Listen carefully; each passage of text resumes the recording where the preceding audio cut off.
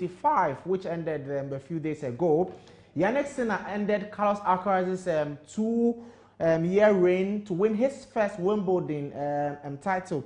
First of all, for you, how significant is this victory for Sinner's career and the future of the men's singles? It's very significant because he lost the Musketeers, that is the French Open title, to him 3 weeks ago at the court Philippe Chatrier. And coming here, this is Carlos Alcaraz's best surface. Looking at his Grand Slam haul, he's won once at the US Open. He's won twice at the French Open and then twice at Wimbledon. But he won his Wimbledon titles way ahead of his French Open titles, and so you'd expect that coming here. And if you look at the last 2 titles he's won against probably the second best grass court player that we've seen, or maybe the third best. You look at Roger Federer, you look at Pete Sampras, and then possibly look at Novak Djokovic. And for him to win 2 straight titles against Novak Djokovic, that was an incredible feat. And so for Yannick to beat him in that way, he lost the 6-4, the first 6-4, remember, and for him to rally back to win the subsequent 3 sets, 6-4, 6-4, 6-4, it means that mentally he was up there. And let's not forget that, like I said earlier, 3 weeks ago he lost to Carlos Alcaraz in heartbreaking fashion, where he won the first 2 sets, but Carlos could also rally back and then win. And so looking at that, I think that it is a hugely significant feat for for Yannick Sinner, and it also helps him. Now you see the last 7 Grand Slam titles are held by these 2 guys.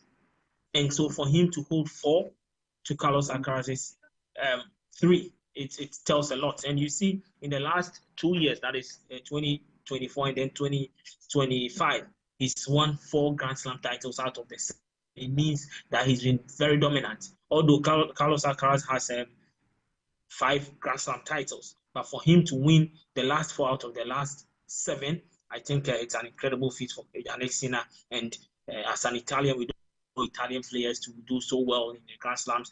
The last players to go a bit further were the likes of Fabio Fognini and then Matteo Berrettini, who in recent times went to the Wimbledon final but lost to Novak Djokovic. So if you have an Italian now, he's ascended to the world #1, holds 4 of the last 7 Grand Slam titles.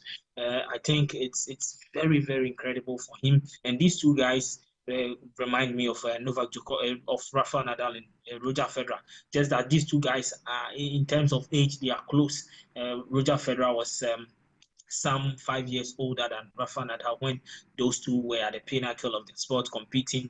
And from 2006 to 2008, every Wimbledon, every French Open final, every Wimbledon final, you see these 2 guys there. And there was a bit of a dominance for Roger Federer at Wimbledon, having won 2006, 2007 against Rafa Nadal. But Rafa Nadal was able to break that jinx in 2008 to beat Roger Federer. And I think we are seeing something like that here between Carlos Alcaraz and then Yannick Sinner, and I'm happy for these 2 guys. But at the same time, I'm Raymond, a bit sad. Well, Raymond, thank you very much. We'll go for a quick break. When we return, we'll still continue the conversation with Raymond Kumsing there. We'll be right back after this break.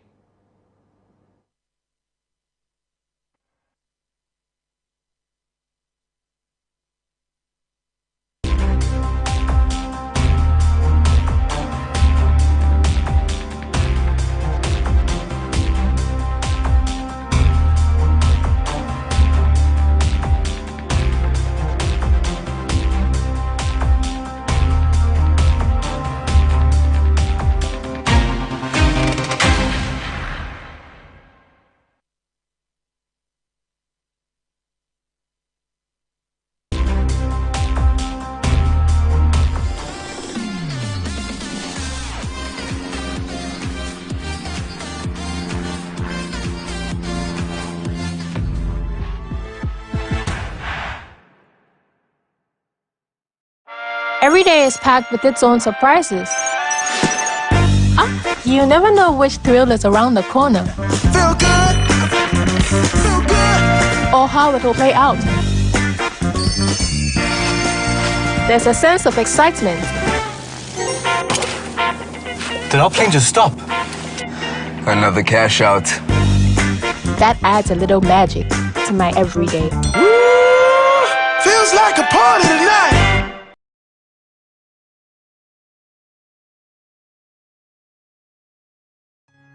Hey, so mommy, who is going to do my wade jollof? Oh, Kwame. You know our secret, right? Yeah. Efia. Yes, me. I've got it. Now add your Chino jollof mix. The perfect blend of tomatoes, pepper, and fine herbs and spices to ensure a consistent taste every time. And there you have it, your original Ghana jollof. Jollof so good. Jollof so cool. Tasty, yeah. What is going on here? Enjoy jollof the Ghana way. Gino jollof is made with the perfect blend of tomatoes, pepper, and fine herbs and spices to ensure a consistent taste every time.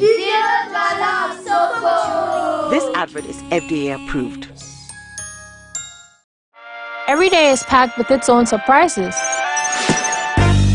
You never know which thrill is around the corner. Feel good. Feel good. Or how it will play out. There's a sense of excitement. Did our plane just stop? Another cash out. That adds a little magic to my everyday. Feels like a party tonight.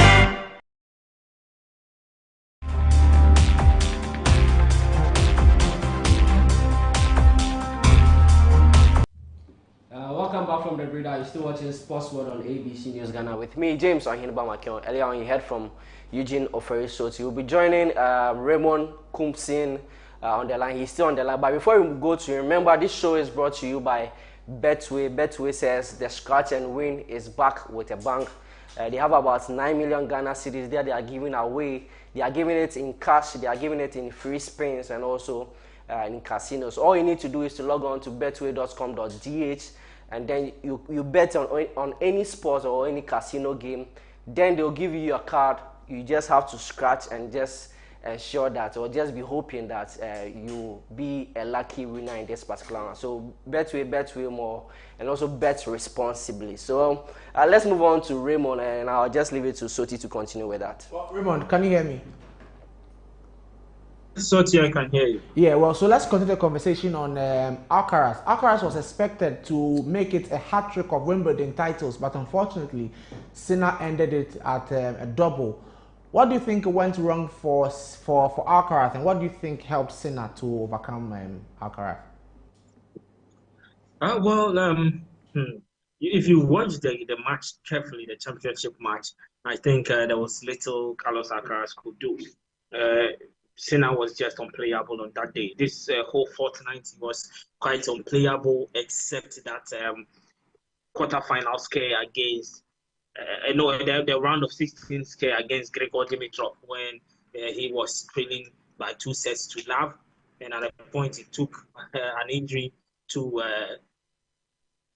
Grigor for him to withdraw from or retire from the match for Yannick to advance to the quarterfinal stage. And I feel that possibly it could be a kind of a divine intervention for Yannick, because his tournament had ended at that point against Grigor Dimitrov. He could not find a way to withstand the pumping backhands that Grigor was just bombarding his way, and quite fortunately for him, he was able to advance through that retirement from Grigor Dimitrov. But quite apart from that, I think he was quite unplayable this whole fortnight.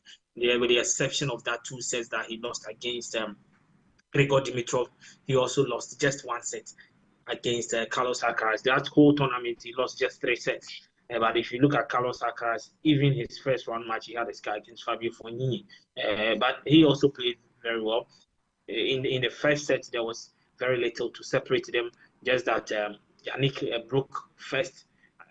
And then later, Carlos rallied back to break twice to win the first set, but in the second, third, fourth sets there were very little margins in that set, where that one break that Yannick Sinner had in the second set, he capitalized on it. He was able to capitalize on the one break that he had in the third set. In the fourth set, he was broken, but he was able to rally back to also break back and then win that set. And this whole 49, like I said, even in the quarterfinals against Novak Djokovic, at the point when you feel that Novak Djokovic was rallying back to win a set in the third set, he could also overcome Novak Djokovic. And so Yannick Sinner was quite unplayable in this tournament, and it was a case of an immovable force just against an unstoppable force. And I think the best player won on the day. And so there was, like I said earlier, there was very little that Carlos Alcaraz could have done. He played the tennis that he knows best to play. He was everywhere, chasing every ball. His shots were amazing, but Sinner's shot making was also amazing. There was this particular point that was highlighted on the official X account of Wimbledon, and it was quite superb how Yannick Sinner was able to play that cross-court forehand to win that point. It was just incredible. So I think on the day it was just two masters at play, and then the best or the better master won. Thank you very much, Raymond Kumsin, there, our expert, once again displaying his prowess and his acumen in terms of tennis affairs and also football issues. Thank you very much, Raymond, for your time on the show, and that marks the end of Thank you for having me. Sure, thank you very much, and that marks the end of Talking Points. I'm Eugene Oforiso. Hand you over to the main host, Ohinba Makion. So that was an interesting conversation you had with Raymond Kumsin there. But now it's time for Area Take, and we've been speaking to some Ghanaian fans about what they think Kudus Mohammed could offer to Tottenham Hotspur.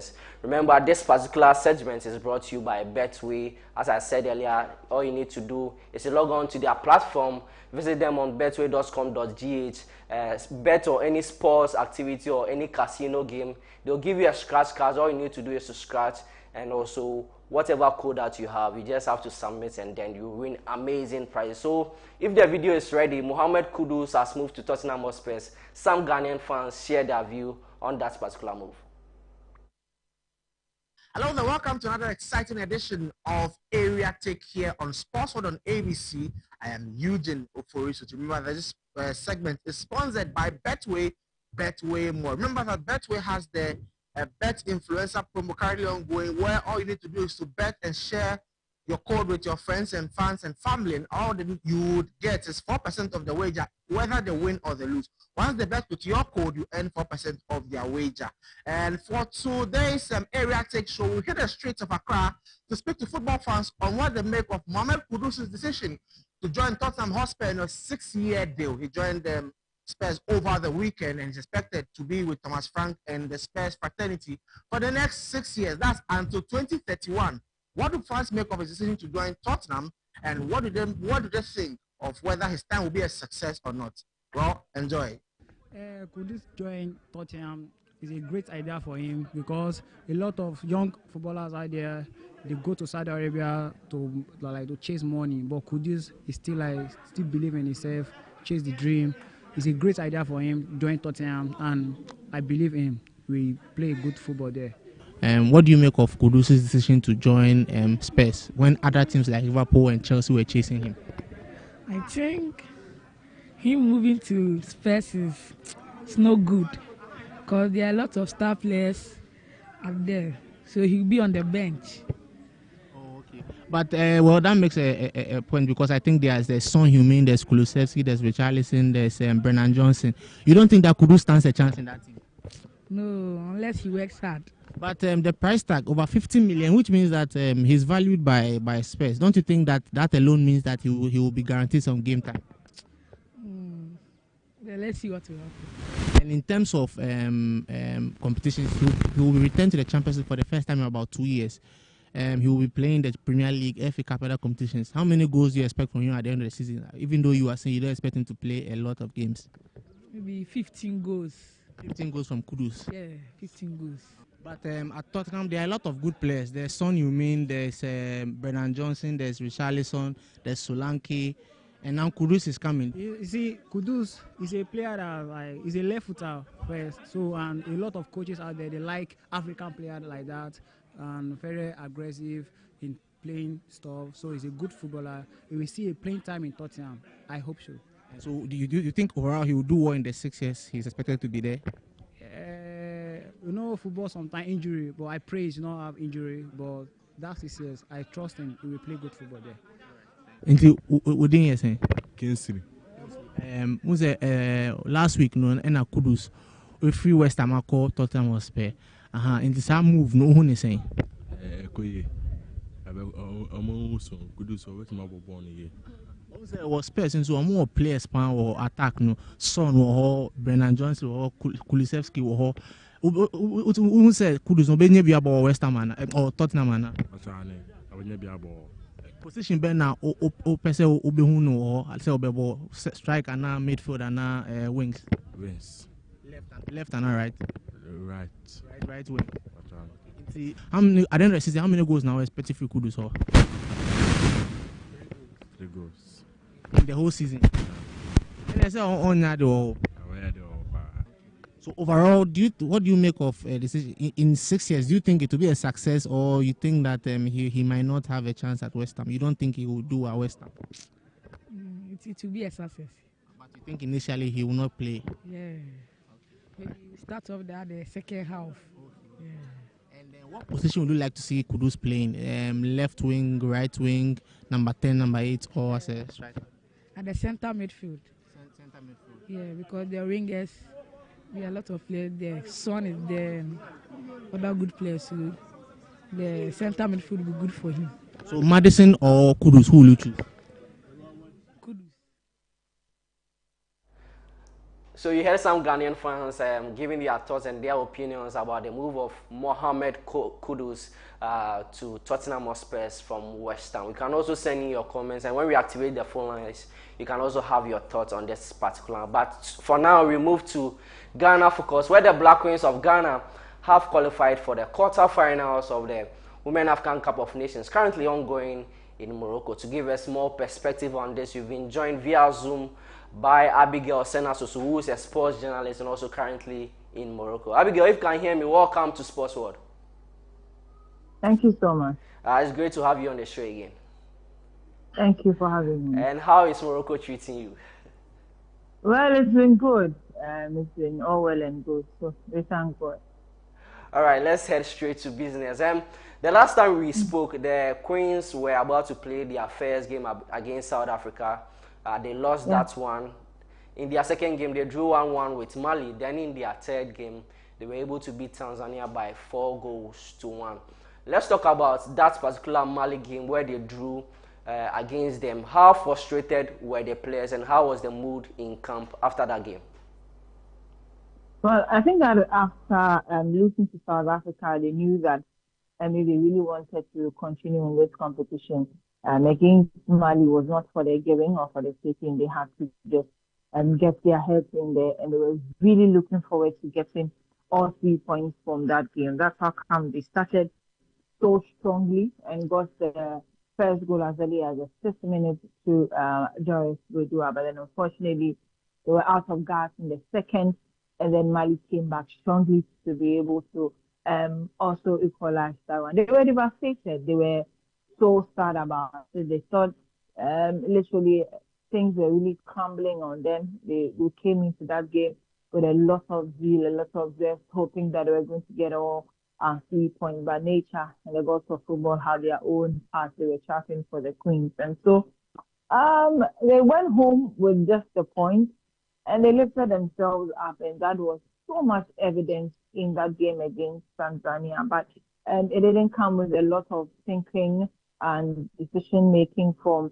Kimlas Biokegin. Remember that in that game, Doris Wedua got red-carded. Well, it was a sad thing to have happened. She was even literally crying on the pitch after the second yellow card and all of that. But she sat out, and another player with also equal quality or maybe even more got in there. There are 3 changes to that game against Tanzania. So quickly, Dubia just has to take the place of Doris. Princess Marco was also in there, took the place of Evelyn Ledoux. And then Anastasia's place was taken by Josephine Boone. So that brought another vibe around the team. And they went in there, fought so hard. And I need to tell you this, Makion, I didn't really see those 2 goals raining in the second half. You know, after we got there, we all for a moment broken when they equalized. We also were supposed to think that it could end the way it ended against Mali. And even on the icing on the cake is the fact that we even got to finish second in the group. We all didn't give ourselves that option. We thought that we could come out of the group as one of the best third place teams when after we drew against Mali. But that turnaround against Tanzania, I'm sure, is something that we really, really, really need to always be happy about. The girls just showed up. They knew that at that point their destiny was in their own hands. A lot of things were playing in their favor. Senegal flashed that opportunity to at least also get a point out of their last group game to be able to get into the third best or even block our chances of even qualifying as one of the third best when everything was left for us to either make sure we win and then get into the next round. The girls really showed up. Some moments of brilliance and ingenuity from individual players as well also came to show. So it was all well and good. Not the best of day against Mali, but that turnaround was just something worth talking about. Let's now talk about some of the players that featured in that game against Tanzania. We know that Kim did some changes in that particular game. You did mention that Doris Bodua had a card in the previous game. We saw Princella Dobia in there. We saw Santel put up some good performance also in there. We also saw Nyameche. You think that those changes brought about that particular win? Because in the game against South Africa and also Mali, a lot of Ghanaian fans were complaining that there are some more quality players on the bench that needs to be brought on in the next game. Do you think that those players that came in is what brought about the win?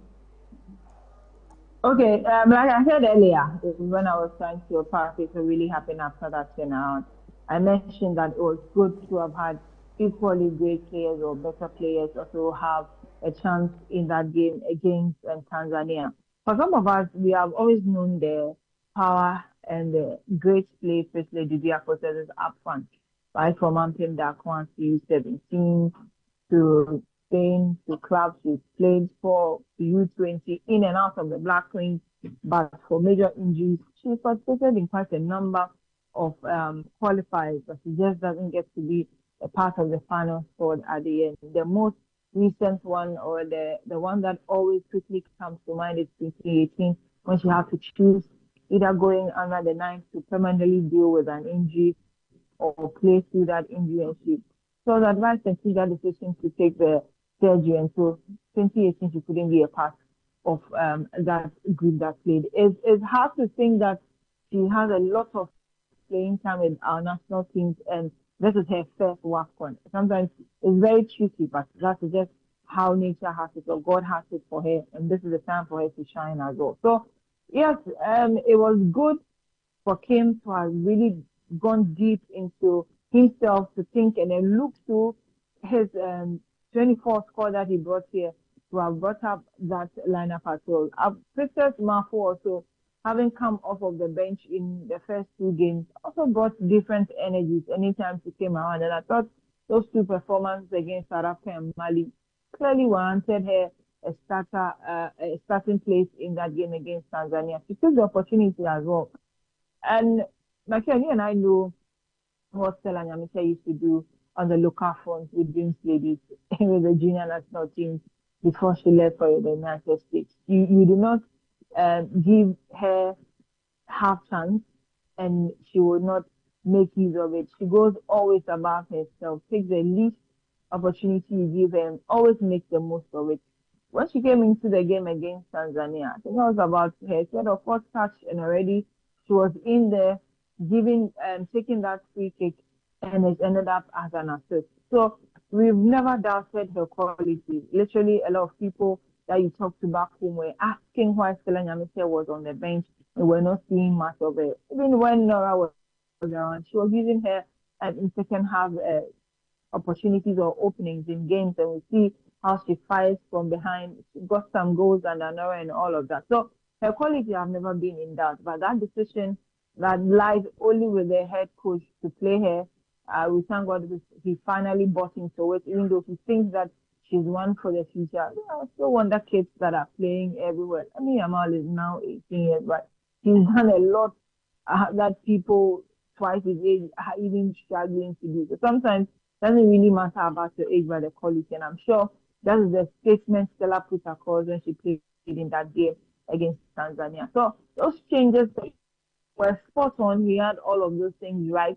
And I think getting Evelyn on the bench to really sit back and watch also helped, because when she came in there, she knew that she had to match up to the energy, and she doesn't really command an automatic starting place. She now, I'm sure she knows that her place can equally be taken by someone else, and it makes her more competitive. And that's how come we also saw her getting so much involved in getting our third goal for us. So for Chantel, I think that the commentary about her is just it doesn't even match up the energy she shows on the pitch. So it is all for us to see. And me, I've always said that it was an icing on the cake for her, for all the energy and all the way she has played in all of our group stages.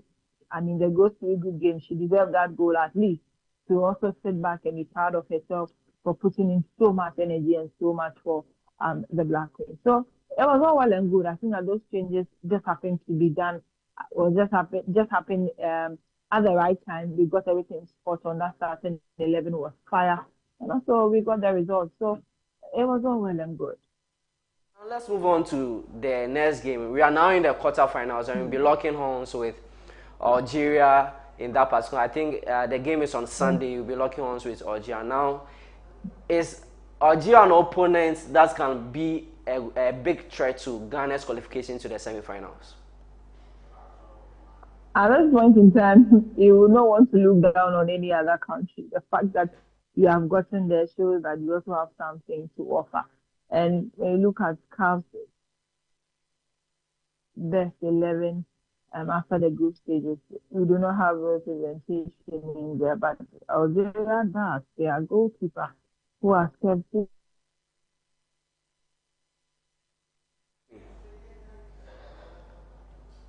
Hello? Seems we've lost Abigail on the line. So she was giving us more perspective about the game that we played on Sunday. Remember, Ghana in the quarterfinals of the Women's African Cup of Nations, and they'll be playing against Algeria. If they're able to beat them, Ghana will be heading to the semi-finals for the first time in so many years. Let me bring on Eugene Oforiso. Let's have a conversation on that particular one before we rejoin Abigail Sena Susu on Zoom. Soti, Ghana are in the quarterfinals for the first time since 2016, close to 10 years where we've been in the quarterfinals of the Women African Cup of Nations. Is it already a great achievement, and what are you expecting in that quarterfinal game? Yeah, I think first of all, it's a huge achievement in terms of women's football, and I'm sure it's something the FA president later on in the year will be waxing lyrical about. But I only think that, honestly, I'm not too sure if they would progress to the next stage of the competition, because I think the North African competitors are very strong, technically especially, and I think for we are more physical, and in most of these games the technical abilities are superior, and I think they being close to Morocco also gives them an added advantage in terms of supporters, even though we know diplomatically it's a rift between Morocco and Algeria. Yeah. But I will expect that they have an edge over there in terms of even the weather condition as well. So honestly, I'm not too confident in terms of the performance of the team, especially the way the first 2 games went about. Even though this game they won, even they took the lead, then there was an equalizer before they ended up winning the game 4-1. So overall, I'm not too confident in terms of the performance of the team, and so I'm not too sure where they stand. If they did not qualify, I will not be surprised. All right, so that is Eugene Oforiso having his thoughts on that particular one. We will join Abigail again, and he's on the line. Abigail, if you can hear me, welcome back. Thank you for having me. All right. So you're making a point on our game against Algeria, whether you see them as a threat. Yeah, I was trying to respond. The fact that you are here means that you have something good to offer. So I was making the point that what the Queens will have to capitalize on or take advantage of is the fact that they already had 2 games in their can. It was in our local parliament. I said is becoming more like their home ground. So they should be able to welcome Algeria to a very comfortable environment and also make sure that, like we've done, it looks like we're able to get early goals, but keeping the composure has been the problem. And keep that focus again and then get some good results out of it. It wouldn't come easy. So now we need to have at the back of our minds that we are going to play against one of the best goalkeepers I can say. So Chloe Ngazi and then her backline would definitely come strong in this game. It has been the best part of their play or the best part of their team.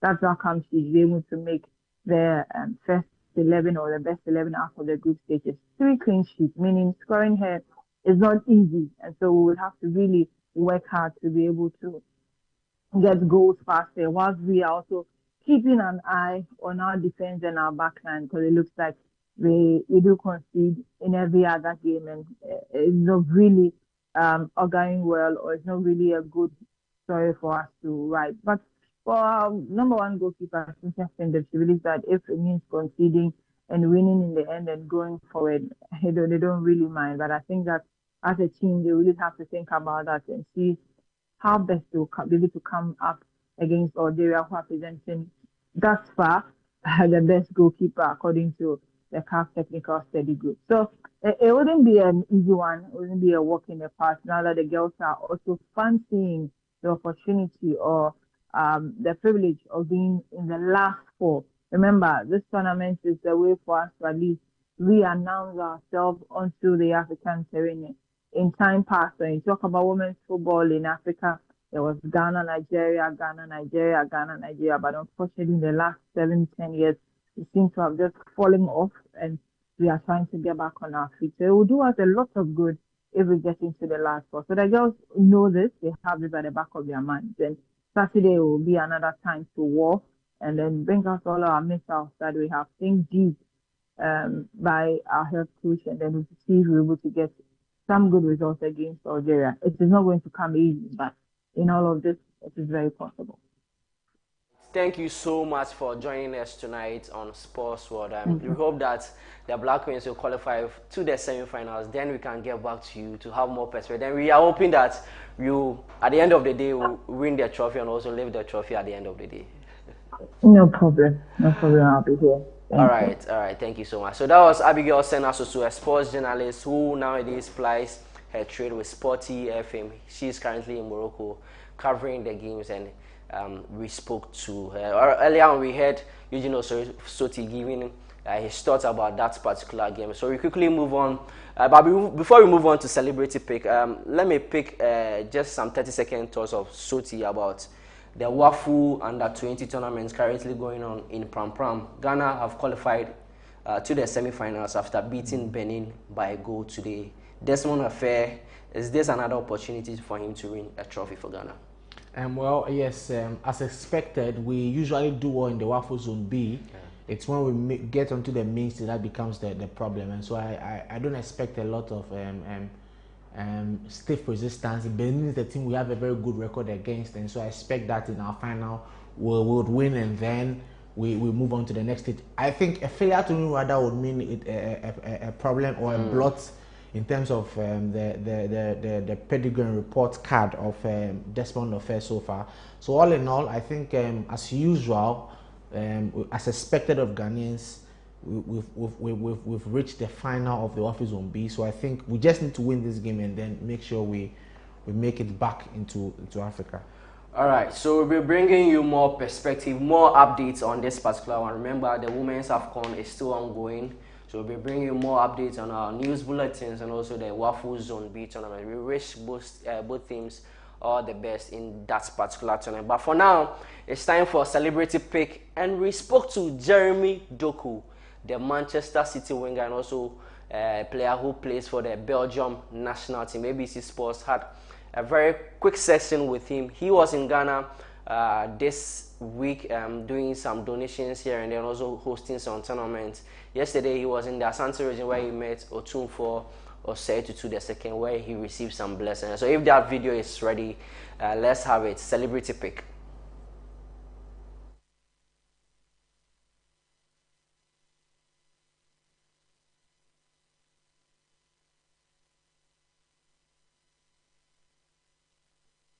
Despite his European representation, Doku proudly traces his heritage to Ghana, where both of his parents hail from.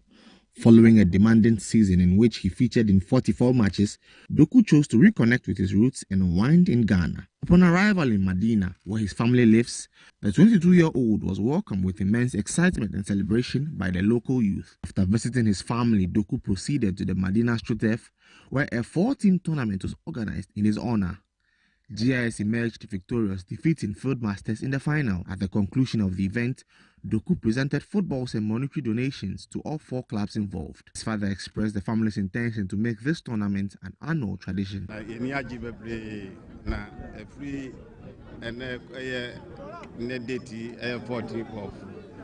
July. Every year, another tournament. They are planning another big tournament next year, and they are bigger than this. Yeah, sorry to say, young Timmy young invited teams, not in Blended Santino. Every next year, when they mention a big tournament, more teams about, and they are born a long time, some would be Doku also stated he plans to visit Ghana more frequently to enjoy its rich cultural heritage and refreshing environment. I've seen a lot of Ghana, nice experience. It's still not finished, but like I said, I want to come every year to enjoy it. A lot of beautiful people. They supported me already since I was far.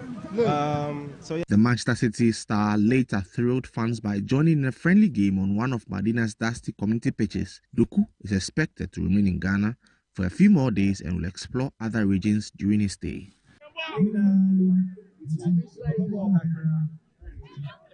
Well, Jeremy, how's the experience been? Jeremy, how's the experience been like? And so far, how's the experience been so far? How have you seen Ghana so far? Ghana, nice experience. It's still not finished. Like I said, I want to come every year to enjoy it. A lot of beautiful people. They supported me already since I was far. So yeah, I like it here. So quick fire questions. What's your favorite Ghanaian food? And what's your favorite Ghanaian moment as a football fan? The World Cup when they almost went half final. Yeah, that's 2010, I guess. And then for the Belgians, if there's one Ghanaian player you love to see him play for Ghana, who would that player be? Mohamed Kudus. And my friend Kamadi Suleimana. Well, all the best in next season, and we hope that next year maybe good things will come your way. All right. As a brother of Jeremy, what does this visit mean for you and your family? A lot. I'm happy that everyone is in Ghana now. My first time in like 18 years or something. So you can see something big. So it's your first time in 18 years? I came 2-3 months ago, but it's not something big. Okay, so this is the first and big one. Yeah. And what are we to expect from you in your short visit? Yeah, just to see the people. And happy with that. Just see the people and see that we're coming back. So, In Ghana, which part of Ghana are you from? Medina. Medina here. All right. Well, we hope to see you more, and we hope that you fly the flag of Ghana. So that was the brother of Jeremy Doku. But earlier on, you saw Jeremy Doku on the field where we spoke to him. Eugene Oferisoti was on that particular beat. Let me have him and also have some thoughts about that particular event that went on. Soti, Jeremy Doku in Ghana, a privilege to have an interview with him, right? Well, yeah. Yeah, Chelsea fan. Oh, no. I mean, as a Chelsea fan, please don't go to Chelsea. Let's speak. No, I'm guessing. As a Chelsea fan, it was only when I met Antonio Rudiger that I felt, you know. But for Doku, I just felt proud that he remembered his roots and decided to show up here. I think increasingly Ghana is becoming a fashionable thing. Is everybody wants to connect to Ghana. I'm a Ghanaian, you know. apart from him, there are others. There's Benjamin Hendricks, who plays for RB Leipzig. There are other players, Dutch, Memphis Depay, and other players. Some don't come. Some only just put on their status that they are Ghanaians, their moms are Ghanaians. But for him to recognize the fact that he's from Ghana, and it's the first time in 18 years that the whole family has come together and made it here. I'm sure some of the sisters were even born at the time. And so I thought it was huge and it meant a lot. When I saw the crowd that received him at the Medina area there, at the family house before we went to the AstroTurf, I think for those people there, it's an immense moment, an immense source of pride and responsibility for them. I think it sends a signal that if someone whose roots is from this area has made it to the biggest stage in the world, whoever you are, you have no excuse. You too can make it. And I think it's good that these days, people from the Zongo communities or people with heritage from the Zongo communities, mind you, it was in the Medina Zongo, Kudus is from the Zongo, all these other players who are making it big in the world have roots to the Zongo community. I think it will help these Zongo communities to stay free of violence and other nefarious activities. All right, so that's the motivation from Eugene Oforisoti there. Wherever you are, you can move up and also do your best. Now you can activate the phone lines. The Chelsea fans, the Arsenal fans, the Again Supporters Union, the Real Madrid fans. Now is the time for you to call. So you activate the phone lines for you there. But before we speak to the first caller, we'll go for the Betway oddboard. If we have a caller, the producer will alert me, then I'll get back to you. So if you can have the Betway oddboard on our screens, then we can pick some more calls in there. Soti, you prepared the Betway oddboard. What are some of the teams that you choose? I think okay, there's a caller on the line. Hello, can you hear me, and where are you speaking from? Hello, please, your name and where you are speaking from. All right, it seems we lost that particular caller there. Soti, your picks. Yeah, so I think there was Copenhagen in there. Then there's France, I think, versus Germany. I think Spain versus Switzerland. That's the women's Euros in Europe there. So I think there was that. So those were just about 4 or 5 games there for that. Something short that you could use. Okay, so you have an active caller. Please, your name and where you are calling from. My name is Soti. I'm calling from Somalia. All right, from Somalia. Let's have your thoughts. Which of the issues do you want to talk about? My name is Soti. Please, can you lower your TV set so that we can hear you more? The summary of the issue. Oh, okay. All right. I am saying that I enjoy your program. Okay. Especially the one where you interview somebody being on the line and then you interview the person. I enjoy it so much. All right. Keep it up. All right. Makena and his counterpart. Okay. Thank you so much for the compliments. Please, the numbers on our screens, 0539161609, 0539161609. So you can share your thoughts with us also on the Club World Cup and also the Black Queens. We have a caller on the line. Please, your name and where you are calling from. My name is Jasper. I'm calling from Takwa. All right, let me have your view. My name is Jasper. I'm calling from Takwa. Please don't listen to yourself on the TV sets. Just listen to your phone sets. I'll lower the volume. All right, so we can hear you. Just let us have your thoughts. This is my first time to watch you on my television. All right. I never know that you start 8 o'clock. Thank you for doing a good job, and we are praying for our ladies to qualify. All right. And then I want to tell you that let the noise makers Chelsea. They should keep quiet. They should keep quiet because I was praying that they shouldn't quiet the best leg. That's the quiet. All right, please. Okay, thank you. Okay, thank you. We actually start the show at 7 p.m. So just be by your TV set by 7 p.m. on every Wednesday. We'll bring you all the updates on that particular. So if we can have the Betway oddboard on our screen, then if a caller comes, we can continue with that particular caller. So that's it on your screen. Remember, so you have an active caller. So the Betway oddboard can be on the screen as we speak to the caller. Hello, what's your name and where you are calling from? Hello, can you hear me? Hello. Yeah, please, your name and where you are calling from. I'm calling from Jabin in Ahanta West. Okay, your name, Ahanta please. West. My team Chelsea, the Bulls. Chelsea. Say the Bulls. They are going this all around this season to win the cup in England. Nice one. Yes. So are you guys winning the Premier League this upcoming season? League. This season, the Premier League. We are going to win the Premier League and all the trophies. So Chelsea is yes. Senior. Yeah. Into Cecilia Jackson anything. But okay. Mr. Nicholas Jackson say anything. Oh, Nicholas Jackson. The sister. Uncle young Jackson. Now you just said obey why? Okay. All right. Yeah, that was it. Thank you for calling. So that was another caller there. Betway Osborne. So that's the code on our screen. The code is 21. The other no Chelsea for more hard and crowded. 2168881B. So that's the code. 2168881B. So just log on to betway.com.gh. Just place your bet and you'll be winning amazing prizes. Do we have another caller on the line? Yes. Hello. What's your name and where are you calling from? My name is Kokuche. Please, what are you? All right. Let's have your thoughts. I want to say that this win that Chelsea has, FIFA have to check in because the match is a fixed match. A fixed match. I agree with you, my guy. Flesh and blood didn't reveal this to you. So your friend should stop that. Senior, which team do you support? I support Real Madrid.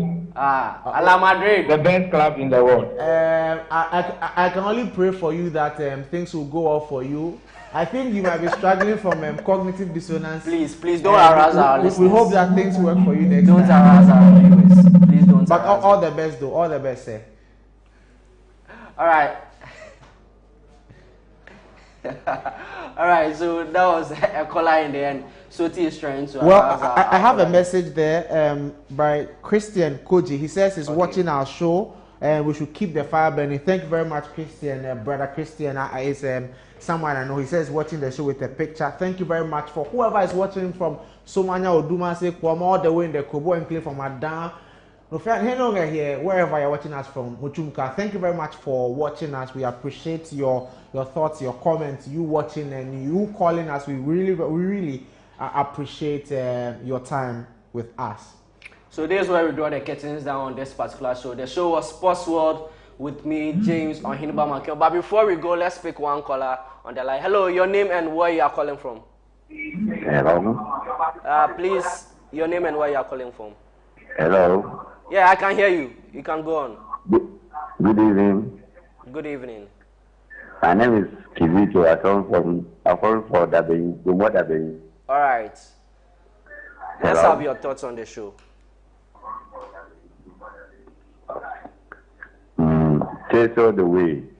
Chelsea all the way. Singer, Chelsea. Chelsea all the way. Chelsea. Chelsea the best team in the world. Thank you for the message. And the best.